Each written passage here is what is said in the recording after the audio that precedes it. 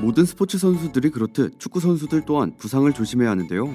부상으로 인해 경기에 나서지 못하게 된다면 경기 감각을 잃게 되죠.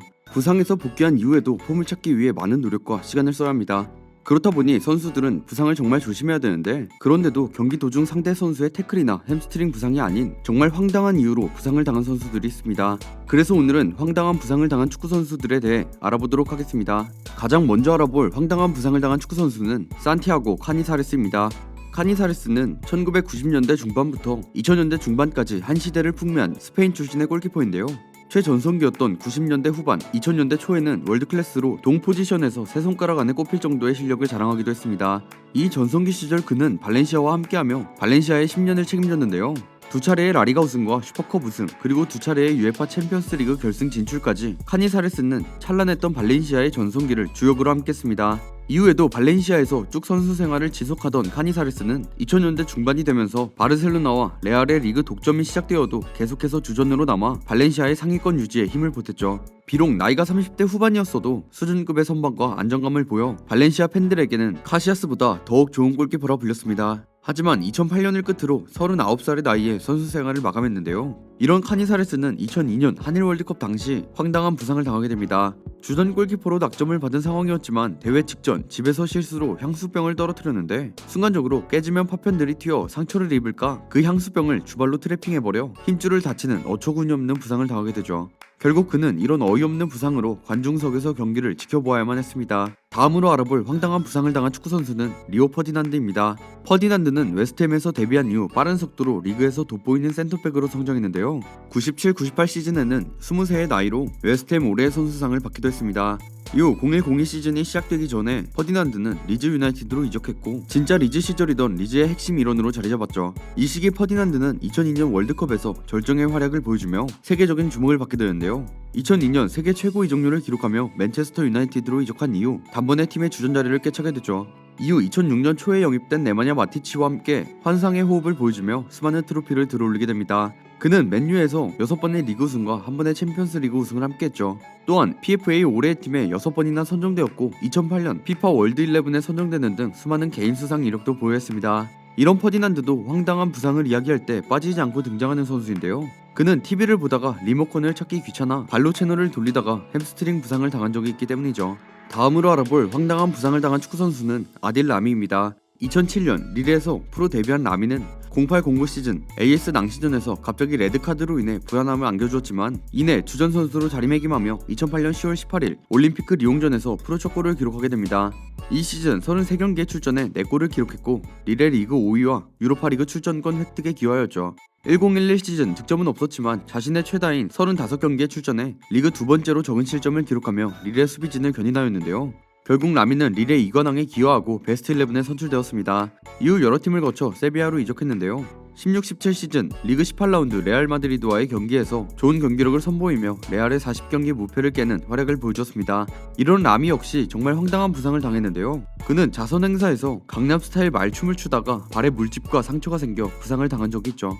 다음으로 알아볼 황당한 부상을 당한 축구 선수는 앤디 캐롤입니다. 캐롤은 뉴캐슬 시절 엄청난 활약으로 주목받았던 선수인데요. 캐롤은 09-10 시즌 2부로 강등된 뉴캐슬에서 주전 스트라이커로 활약하며 총 19골을 기록하는 퍼포먼스를 보여줬죠.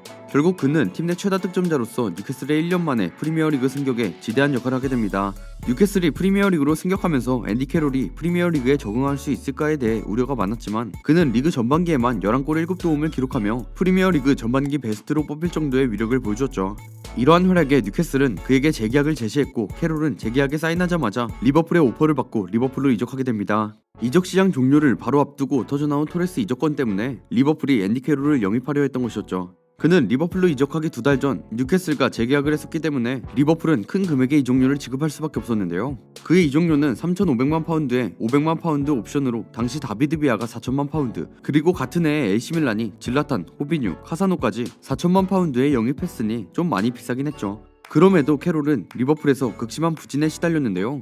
그는 리버풀에서의 2시즌 동안 42경기에서 단 6골을 기록하는 부진을 보였고, 토레스의 공백을 더욱 크게 만든 선수였습니다. 이런 캐롤은 어떻게 부상을 당한진 모르겠지만 축구화를 신다가 부상을 당했다고 합니다. 다음으로 알아볼 황당한 부상을 당한 축구 선수는 데런 플래처입니다. 플래처는 맨유에 이른 나이에 입단하여 17세부터 1군 무대 경험을 쌓기 시작한 선수인데요.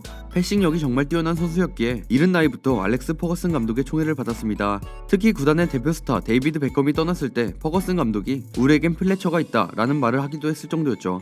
이후 06-07 시즌부터 본격적으로 중앙 미드필더로 자리를 옮겨 강한 체력에서 나오는 왕성한 활동량, 준수한 수비력, 그리고 우수한 전술 이해도로 팀에 없어서는 안 될 존재로 자리잡게 되는데요. 특히 06-07 시즌 UEFA 챔피언스 리그에서 AS 로마전 홈 경기에서 7대1 대승을 이끄는 엄청난 활약을 보여줬죠. 당시 프란체스코 토티를 완벽하게 틀어막으며 클로드 마케렐레의 이름을 딴 플레렐레라는 별명을 얻기도 하였습니다. 이런 플래처가 당한 황당한 부상은 화장실에서 벌어졌는데요. 플래처가 화장실을 가던 도중 화장실 문이 갑자기 떨어지는 일이 벌어지게 됩니다.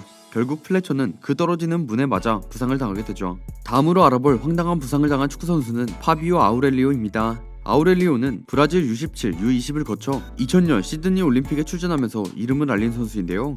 올림픽 이후 발렌시아와 6년 계약을 하게 되죠. 01-02 시즌부터 점차 자리를 잡아가며 발렌시아의 31년 만에 리그 우승을 이끌기도 했습니다. 이후 02-03 시즌에는 리그 27경기를 포함해 총 36경기를 소화하며 팀의 핵심 멤버로 성장하였는데요. 하지만 아우렐리오는 이때부터 유리의 시작을 알렸습니다.